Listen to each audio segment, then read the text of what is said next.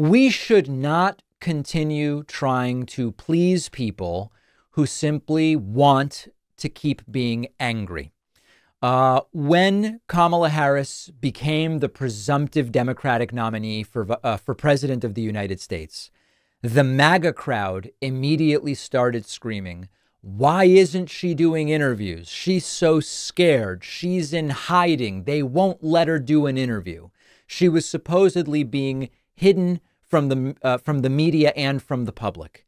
And then Kamala Harris did her first major interview. It was with CNN's Dana Bash.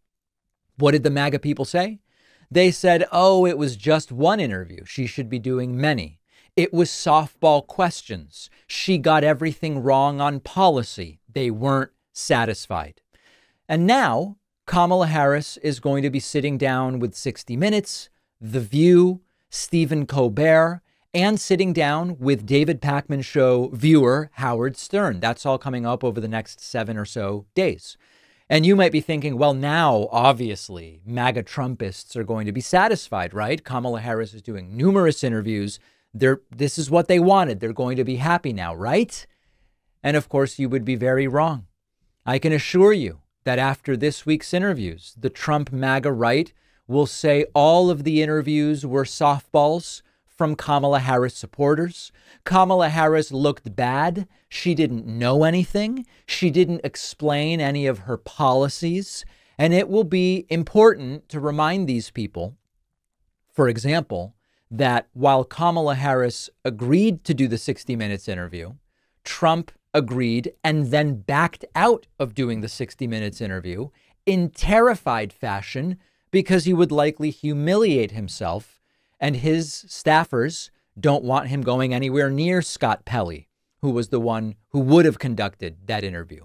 It will be important to remind these people that it isn't that the questions are easier that Kamala gets compared to what Donald gets.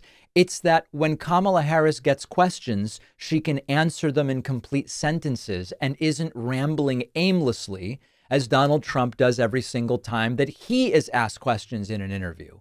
It will be important to remind these people that Kamala Harris has the energy to do a bunch of major interviews in a week, long interviews, adversarial interviews, interviews in different parts of the country. And meanwhile, what Trump is able to do is sit down with a podcast here, a friendly YouTube channel there, a live streamer over here.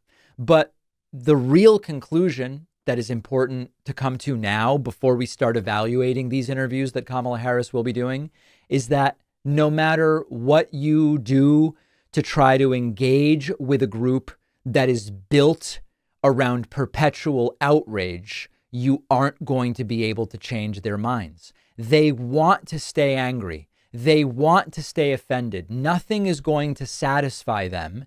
And the critical part of this, a lot of this is like, okay, they want to be angry. Fine, let them be angry. This is part of a bigger goal. And this is the critical aspect of this now, just 29 days, I think we are from the election. Trump fans are desperate. Trump is desperate. Trump's campaign is desperate to paint Kamala Harris as incompetent because they can't handle seeing someone who can string together a few coherent sentences. And they have to paint her as incompetent to later be able to say, oh, she couldn't have possibly won. And therefore, we are now going to be challenging the results of the election. I'm going to deal with this in more detail later in the show because every time one of these MAGA people is asked, did Trump lose in 2020? It's happened with J.D. Vance. It's happened with J.D. Mandel. It's happened with J.P. Mandel. It's happened with all of them, right? We've endorsed J.P., right? J.D. Mandel. J.D. didn't answer the question during the recent debate. Corey Lewandowski was on TV. He didn't answer the question. They don't want to answer, did Trump lose in 2020? And all of this is part of building a case to manufacture consent or at least indifference to try to steal the election if Trump loses. Notice that I'm not saying Trump will lose. If Trump loses, they want an environment in which people will say, Kamala Harris was so incompetent. She was so scared to do interviews. And when she did interviews, they were so terrible. She couldn't possibly have won. Here's $20 to contest the election results. So all of it is about manufacturing consent at the end of the day. And later on in the show, we're going to dig into that in more detail. The pre-order campaign for my forthcoming book, The Echo Machine, is now officially launched. I have a book here. I have an actual copy of the book. It's a paperback proof. The book will be hardcover, but I've got it.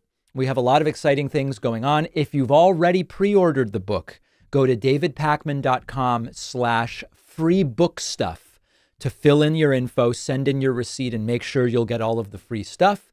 We will take a break. I'll tell you a little more about the book later on. Are you having trouble sleeping or staying asleep? Sleep is one of the most important foundations of mental and physical health. And our sponsor, Beam's formulation called Dream, is a delicious nighttime hot cocoa drink with melatonin, clinically proven to help you fall asleep faster and stay asleep longer. Melatonin can also help correct circadian rhythm disturbances, get your sleep schedule back on track, for example, in jet lag situations. Dream comes in great tasting flavors like mint chocolate chip, chocolate, peanut butter, sea salt caramel. I love the cinnamon cocoa version. No sugar added, sweetened with monk fruit, just 15 calories per serving. Dream Hot Cocoa it's just a nice way to wind down before bed. It's hot and flavorful. It's not overly sweet. It's a soothing way to relax about an hour before going to bed. Go try Beam's best-selling Dream Powder and get 40% off for a limited time when you go to shopbeam.com/Pacman and use the code Pacman. The link is in the description.